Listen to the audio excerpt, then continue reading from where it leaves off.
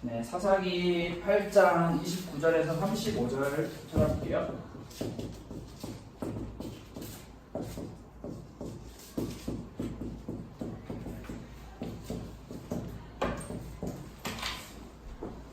사사기 8장 29절에서 35절 말씀을 함께 찾아서 함께 읽어봤으면 좋을 것 같아요. 오늘은 29절부터 35절 말씀을 우리 다 같이 한 목소리로 한번 읽어봅시다. 시작. 요아스의 아들 여룹바알이 돌아가서 자기 집에 거주하였는데 기드온이 아내가 많음으로 그의 몸에서 낳은 아들이 70명이었고 세겜에 있는 그의 첩도 아들을 낳았으므로 그 이름을 아비멜렉이라 하였더라. 요아스의 아들 기드온이 나이가 많아 죽음에 아비에셀 사람의 오브라에 있는 그의 아버지 요아스의 묘실에 장사되었더라. 기드온이 이미 죽음에 이스라엘 자손이 돌아서서 바알들을 따라가 음행하였으며 또 바알 브릿을 자기들의 신으로 삼고 이스라엘 자손이 주위의 모든 원수들의 손에서 자기들을 건져내신 여호와 자기들의 하나님을 기억하지 아니하며 또 여룹바알이라는 기드온이 이스라엘에 베푼 모든 은혜를 따라 그의 집을 후회하지도 아니하였더라. 아멘. 방금 전에도 함께 이야기를 나눴듯이 오늘 이 8장의 마지막 부분이에요. 35절까지를 이제 마지막으로 마무리로 기드온이라고 하는 한 인물에 대한 그 사사에 대한 이야기가 끝이 나요. 사사기에 있어서 기드온이라는 인물이 차지하고 있는 비중은 생각보다 상당히 많아요. 우리가 기드온에 대한 말씀을 계속 이제 3번, 4번, 5번 정도 이렇게 반복해서 들었던 것 같아요. 근데 기드온의 이제 사사직에만 포커스를 맞추는 게 아니라 기드온이 살았던 삶 그리고 그 다음의 삶까지도 성경은 이야기를 하고 있어요. 이거는 우리가 지금까지 함께 나누고 공부했던 사사들과는 조금 다른 부분이에요. 사사들이 죽었다. 그래서 그 땅에 평화가 몇 년 동안 지속되었다 하고 바로 그 다음 사사로 넘어가죠, 보통은. 근데 이 기드온이라는 사람은 조금 좀 특별한 것 같아요. 기드온이 죽었고 기드온이 사사직을 마무리했고 그 다음의 이야기를 또 이렇게 구체적으로 기록을 하고 있는 장면이 나오고 있어요. 그래서 오늘 이제 우리가 기드온 그 후라는 제목으로 함께 말씀을 나눌 건데, 즉 이 기드온이 살았던 삶 그리고 그 다음의 삶이 이제 중요하다라는 거예요. 그 다음의 삶. 그래서 오늘 우리가 함께 성경 말씀을 읽은 것처럼 기드온이 이제 사사 기드온이 이제 사사의 직분을 내려놓은 것 같아요. 이제 나이가 많고 늙어서 사사의 직분을 내려놓고 그냥 기드온이라는 한 인물로 이제 돌아가는 거죠. 사사 기드온이라는 사람으로 이제 돌아가는 장면이. 근데 기드온의 삶을 이제 마지막에 기드온의 삶을 이제 우리가 기억하는 마지막 삶을 그는 이러이러한 사람이었다라고 보통 이렇게 기억을 하잖아요. 뭐 예를 들어서 이순신 장군에 대해 이야기하면 제일 기억에 남는 게 거북선을 가지고 임진왜란에서 일본군과 맞서 싸우다가 돌아가셨다라고 마지막 사람의 최후의 그 인상을 우리가 가지고 있어요. 근데 이 기드온의 최후의 인상이 뭐냐 오늘 나중에 성경 말씀을 읽은 것 중에 재밌는 게 아내가 많음으로 아들이 70명이었다라는 게 기드온의 마지막 인상이에요. 이 기드온이라는 사람의 인상이 기드온은 하나님의 말씀에 순종했고 하나님을 잘 따랐고 아주 성실한 사람이었다라고 마무리하고 있는 게 아니라 아내가 많고 아들들이 70명이었다라고 기록을 하고 있어요. 자, 이거는 이 당시에 이제 시대적인 상황과 역사적인 상황을 우리가 함께 볼 수 있는 장면인데, 우리나라도 이 조선시대 그리고 예전에 부족 시대에는 아내를 여러 명을 두었죠. 왕실도 보면은 왕이 갖는 특권이에요. 일반 사람이 저 같은 평민이 평민으로 만약 삶을 살았다면 저 같은 평민이 아내를 1명, 2명, 3명, 4명 하고 그렇게 살 수는 없어요. 유일하게 역사적으로 봐도 왕만이 아내를 1명 두고 정왕 후를 두고 또 부 계속 이렇게. 그래서 이제 그 왕에게 내가 당신과 충성을 서약하고 싶습니다. 난 당신과 평화롭게 살고 싶습니다 하고 할 때 제일 먼저 보내는 게 이제 모든 가문이 자기의 딸 혹은 자기가 가지고 있는 어떤 대표할 만한 어떤 여성을 이렇게 왕에게 보내죠. 근데 기드온이 분명히 우리가 지난주에 함께 말씀을 나눴던 걸 여러분들이 기억을 한다면 아주 재밌는 장면이에요. 나는 왕이 되지 않겠습니다 라고 이야기를 했죠. 나는 왕이 되지 않고 하나님이 당신들의 왕이 돼서 당신을 다스릴 거예요 라고 이야기를 했지만 아내가 많고 아들이 70명이었다라고 이야기한 거는 마치 왕처럼 살았다는 것을 보여주고 있어요. 근데 또 여기서 재밌는 장면이 뭐냐면 기드온의 아내가 많고 아들이 70명이었다라는 거는 하나님께서 제일 먼저 우리에게 주신 약속을 깨는 장면도 보여주고 있어요. 하나님께서는 분명히 좀 어려운 말이지만 일부 일처제를 성경에서 이야기를 하셨어요. 즉 한 남편이 있으면 한 아내만 있는 것, 그걸 이야기하고 있어요. 근데 아내가 한 명인데 아들 70명은 말이 안 되고요. 아내가 많았고 아들도 많았다. 하나님께서 주신 그 모세의 율법, 일부 일처제라는 율법을 깨고 일부 다처제의 삶을 살았다. 근데 왜 일부 다처제의 삶을 이 사람이 기도를 이렇게 선택을 했을까 생각을 해보면 그냥 자기의 마음의 호기심 때문에 그런 게 아니라 이 당시 살았던 미디안 그리고 이 당시 살았던 가나안 땅, 그들은 하나님의 법칙을 따르는 사람들이 아니었기 때문에 그들의 삶이 일부 다처제의 삶이었어요.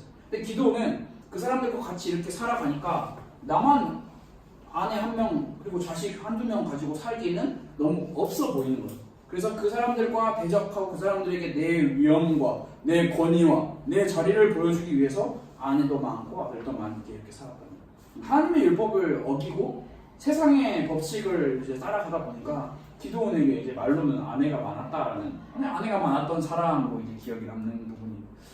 이제 여기서 또 하나 재밌는 장면이 뭐냐면 이 기드온이라는 사람이 오브라라고 하는 지역이 있잖아요. 이건 지명이에요. 뭐 여러분이 크게 알 필요가 없는데 이 오브라라고 하는 지역이 있는데 오늘 기드온의 아들 70명 가운데서 아비멜렉이라고 하는 사람이 이름이 유일하게 등장을 해요. 70명 중에.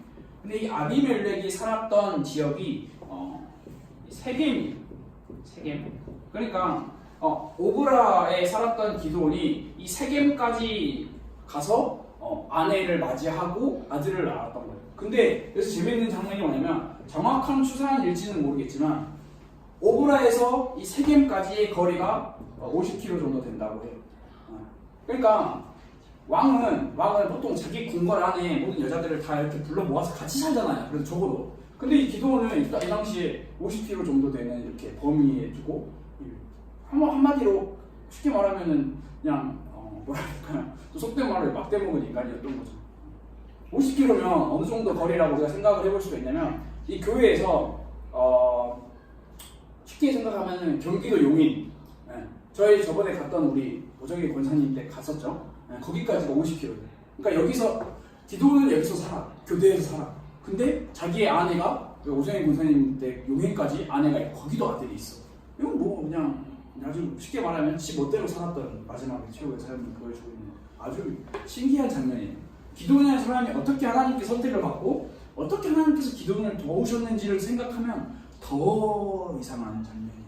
기드온의 영향력은 하나님의 영향력을 무시하고 거부하고 살았다는 거죠. 그리고 이제 여기서 중요한 게 이 아비멜렉이라고 하는 사람이 왜 등장했느냐가 좀 중요한데 아비멜렉이라고 하는 우리가 이 사람을 우리가 지난주에 함께 짧게나마 나눴었죠. 아비멜렉의 이름의 뜻이 뭐라고 했죠? 그렇지. 나의 아버지는 왕이시다. 즉 아비멜렉의 아버지가 기드온이에요. 그러면은 기드온은 왕이다라는 것을 이야기하고 있어요. 이 아비멜렉이 나중에 왕위를 가로채는 반역의 역할을 아주 제대로 한 인물로 우리가 나타날 수 있어요. 분명 왕이 되어달라는 이스라엘 백성들의 요청을 거절했지만 정작 기드온의 삶에는 세상이 말하는 그 왕이라는 타이틀, 자기의 위치와 지위를 계속 어필하려고 하는 그 삶을 우리가 보여주고 있어요. 이 기드온과 이 아비멜렉과 이어지는 이 갈등 가운데 이스라엘 백성들이 또다시 나락의 길을 걷고 있어요. 오늘 성경 말씀에서는 이렇게 기록을 하고 있어요. 기드온이 죽은 지 얼마 되지 않아서 이제 이미 죽었다라고 표현을 하고 있는데 이걸 조금 더 리얼하게 표현을 한 성경 말씀이 있어요. 그 성경 말씀이 이렇게 기록을 하고 있어요. 기드온의 몸이 무덤 속에서 채 씻기도 전에 이스라엘 백성들이 우상을 섬겼다라고 표현을 하고 있어요. 즉 기드온이 죽은 지 얼마 안 됐어. 기드온이 죽고 기드온을 무덤에 모시고 그 기드온을 위해서 애통해하면서 슬퍼하면서 울었던 시간이 얼마 되지도 않아서 이스라엘 백성들이 바알을 섬기고 우상을 섬겼다라고 분명하게 성경은 기록을 하고 있어요. 마치 이 기드온과 이 아비멜렉과 그리고 이 이스라엘 백성들 상당히 연관이 되어 있는 부분이 있죠. 마치 이스라엘 백성들이 여러분들이 혹시 기억을 할지는 모르겠지만 이스라엘 백성들이 기드온에게 요청한 게 그거예요. 당신이 우리의 왕이 되어주세요. 그리고 당신에서 끝나는 게 아니었어요. 당신의 아들, 당신의 손자, 당신의 가문 대대로 우리의 왕이 되어주세요라고 요청을 했죠. 왕, 손자 다 쭉쭉쭉쭉쭉쭉쭉 우리의 왕이 되어주세요라고 이야기를 했어요. 근데 기드온이 거절을 하고 나서 이제 죽었어요. 근데 이스라엘 백성들이 너무 웃긴 거예요. 상황이. 분명히 기드온에게 왕이 되어주고 당신의 아들과 당신의 손자도 우리의 왕이 되어주세요라고 했는데 기드온이 무덤에 들어간 지 얼마 되지도 않았는데 이스라엘 백성들이 이제 다른 왕, 즉 우상을 만드는 거죠. 우상을 섬기는 거죠. 그러니까 사실 이스라엘 백성들의 마음에서 정말 기드온이 우리의 왕이 되어주세요라고 이야기한 것도 물론 잘못이지만 사실 그조차도 사실이 아니었던 거죠. 진실이 아니었던 거예요. 정작 자기들은 그냥 단지 자기들을 지켜줄 어떤 존재가 필요했던 거예요. 자기들을 이 땅에서 다시 한번 잘 먹고 배불리 잘 살 수 있게끔 도와줄 수 있는 그냥 그저 그런 존재가 필요했기에 기드온이 좀 대단해 보였기에 기드온에게 이야기를 한 거예요. 근데 기드온이 죽어요. 죽자마자 바로 우상, 바알과 바알 분이 어려운 말들, 어려운 우상들이 나오죠. 기드온에게 사실 마음이 있던 것도 아니고 이스라엘 백성들은 사실 그냥 자기들의 눈앞에 보이는 여러 가지 우상들을 섬기고 있었던 부분을 우리가 볼 수 있어요. 즉 이제 이 결과가 너무나 비참하고 너무나 처참해요. 참 제일 처음에도 이야기했듯이 기드온이 이제 중요한 게 아니고 이제 기드온의 그 후가 이제 중요한 거거든요. 기드온의 그 후가 중요한 건데 여기서 이제 보면은 즉 이스라엘 백성들은 다른 왕을 섬기고 있는 거죠. 다른 왕. 성경이 말하는 왕은 단 유일한 한 존재. 성경이 말하는 왕은 유일한 존재. 하나님만을 이야기하고 있는데 이스라엘 백성들은 다른 왕을 제일 처음에 섬기려고 했어요. 그 왕이 바로 기드온이라는 왕이었고 기드온이 죽자마자 마치 기다렸다는 듯이 너 죽었네? 그럼 나는 다른 왕 우상을 섬기겠다라고 이야기를 하는 거예요. 우리가 기드온의 이야기를 마무리하면서 생각을 해봐야 할 부분이 있어요. 우리가 기드온의 이야기를 보면서 여러분 혹시 어떤 마음이 들어요? 비난하면서 손가락질 하게 되잖아요. 기드온 어떻게 이렇게 살 수 있냐? 혹은 기드온을 보면서 막 혀를 끌끌 차면서 기드온은 안 되는 사람이었어. 근데 기드온의 모습을 통해서 성경이 우리에게 보여주고자 하는 바는 분명해요. 뭐가 분명하냐? 우리의 모습을 보기를 원하는 거예요. 기드온이 연약하고 기드온이 주저앉고 기드온이 쓰러지는 그 모습이 우리의 삶에도 반드시 존재한다는 것을 보여주는 거예요.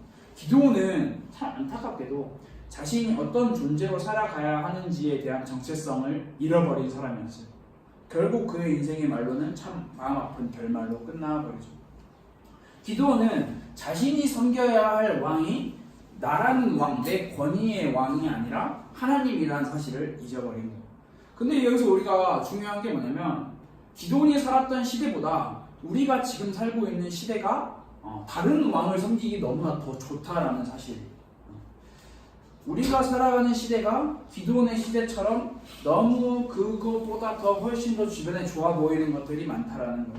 대단해 보이는 것들도 많고 좋아 보이는 것들도 많고 뛰어나 보이는 것도 많고 그게 뭐 꼭 어떤 특정한 존재를 지을 수는 없지만 뭐 연예인이 될 수도 있고 뭐 어떤 공부, 성적, 학교가 될 수도 있고 뭐 중요한 직장이 될 수도 있고 어떠한 좋은 차, 좋은 집 너무 좋아 보이는 것들이 너무나 많아요. 근데 그 너무나 좋아 보이는 것들이 이제 여기서 중요한 게 뭐냐면 그게 이제 우리가 하나님보다 이게 중요한 거예요.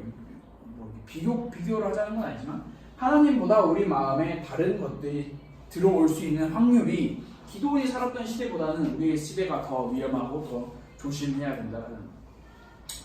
기드온의 이야기를 통해서 성경은 다른 것을 이야기하고 있는 게 아니에요. 기드온이 못된 사람이었다. 기드온이 이상한 사람이었다. 기드온은 이렇게 연약한 사람이었다. 그러니까 너네는 그렇게 연약하게 살지 말아야 된다라고 너네 스스로 힘을 길러야 된다라고 이야기를 하고 있는 게 아니라 기도는 성경의 이야기를 통해서 우리에게 하고 싶은 게 뭐냐면 다른 왕이 아닌 우리의 왕을 제대로 찾아야 된다는 건데 그게 바로 이제 우리의 아이덴티티, 즉 정체성을 이야기를 하고 있는 거예요. 분명히 하나님께서 천사를 보내시고 그리고 직접 기도원에게 찾아오셔서 하고 계시는 말이 뭐냐면 너는 내 아들이다, 너는 내 백성이다를 분명하게 계속 이야기를 해주시고 계셨어요. 계속해서. 그래서 너는 너가 힘으로 하는 게 아니라 하나님 본인의 내 힘으로 하는 거다라고 계속 이야기를 하고 계셨던 거예요. 그러니까 우리의 삶에도 마찬가지예요. 우리가 다른 왕을 찾고 다른 왕을 바라보고 다른 왕에게 우리의 마음을 빼앗기는 것이 아니라 우리의 마음이 정말 유일한 왕 하나님을 정말 바라보고 있고 찾고 있는지 그거를 이제 성경은 우리를 통해서 기도하는 이야기를 통해서 우리가 보기를 원하는 거예요. 그러니까 우리의 삶도 마찬가지예요. 자, 예를 들어서 세원이가 열심히 잘 살다가 세원이가 이제 죽었어요. 미안해. 벌써 죽였어. 미안해. 세원이가 죽었어. 세원이가 그래 한 200살 살다가 200살 더 살다가 죽었어. 근데 세원이 이제 마지막 이야기가 이제 세원이가 어떻게 살았다. 그 후회가 이제 중요한 거예요. 그 사람의 삶은 살다가 죽으면 끝나요. 우리의 삶은 끝나요. 우리의 육신은 사라져요. 불을 타면 그냥 없어져 버려요. 화장하면 그냥 순식간에 사라져 버리는 게 우리 인간의 그만큼 나약함을 보여줘요. 근데 우리의 삶에 그 사람의 어떤 우리 업적을 남기자 이런 말이 아니에요. 우리의 삶을 통해서 그 다음 세대와 그 다음 시대가 살아가는 그 삶이 중요하다는 거예요. 그래서 우리의 삶은 우리는 지금의 삶을 위해서 사는 게 아니라 우리의 삶 다음의 삶을 위해서 살아야 돼요. 무슨 너무 어려운 말이에요. 우리의 삶 그리고 그 다음의 삶을 위해서 살아야 돼요. 즉 우리는 이 땅에서의 모든 걸 만족하고 살 수가 없어요. 이 땅에서 모든 걸 다 얻으면서 살 수가 없어요. 우리는 그러면 뭘 얻어야 되고 뭘 만족해야 되냐? 우리가 죽고 난 뒤에 그 다음의 삶을 우리가 바라보고 살아야 됩니다. 기도원의 그 후의 삶이 아비멜렉이라는 그리고 이스라엘의 우상을 섬기는 이런 결과를 맞이했던 거는 기도원의 삶의 마지막이 이렇게 보였다라는 거예요. 즉 근데 우리는 그럼 대체 그런 삶을 어떻게 살아야 되나요? 라고 이야기를 하는 거예요. 근데 이제 이 신앙생활이라는 이 정체성을 찾는 신앙생활이라는 거는 몹시도 긴 여정이에요. 단거리 경주가 아니에요. 아주 초장거리 경주예요. 초장거리. 마라톤보다 더 마라톤이에요. 고작 42.19 안 뛰어봐서도 얼마나 힘든지 잘 모르겠는데 사실 1km만 뛰어도 죽을 것 같아요. 힘들어요. 군대 가서 1.5km 뛰어도 막 숨이 헐떡헐떡하고 막 죽을 것 같은데 42.19를 뛰는 사람도 참 대단해 보여. 근데 우리의 인생, 우리의 삶, 신앙생활은 그것보다 훨씬 더 긴 거예요. 그러면 어떻게 해야 될까요? 그러니까 단거리에 자 오늘 미친듯이 뛰고 내 다음 삶을 포기하겠어 라고 이렇게 살아가야 될까요? 신앙생활은 그렇게 하는 게 아니에요. 신앙생활은 우리의 정체성을 찾는 우리의 신앙생활은 이 꾸준함 그리고 성실함이 필요해요. 짧은 우리의 신앙생활이고 짧은 우리의 신앙의 여정이라면 여러분들 지금 제가 이렇게 이야기를 하면 안 돼요. 여러분들 지금 당장 나가서 다 로또 사세요.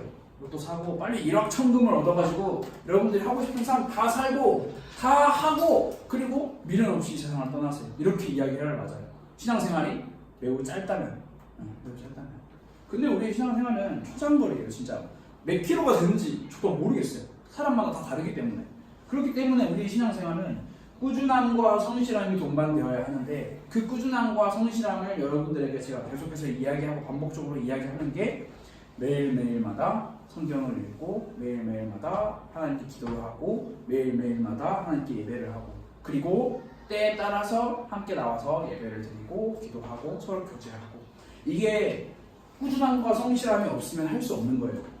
할 수 없는 거예요. 내가 뭔가 나태하고 내가 뭔가 내 삶에 성실함이 떨어진다. 그러면은 꾸준하게 하나님 앞에 예배할 수 없고 성경 말씀을 읽을 수가 없어요.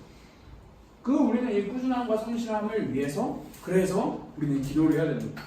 내가 잘 해봐야지 라고 하고 할 수 있는 게 절대 아니기 때문에 그래서 우리가 기도원의 이야기를 마무리하면서 같이 생각해보고 같이 마음을 담았으면 좋겠는 부분이 반드시 이거예요. 우리의 신앙생활이 결코 여기서 끝나지도 않고 당장 끝나지도 않고 긴 여정을 살아가는 우리의 삶에 우리가 옆에 있는 같이 함께 예배드리는 선생님들과 친구들은 몹시도 소중한 존재예요. 함께 신앙생활의 여정을 손을 잡고 걸어가는 존재예요.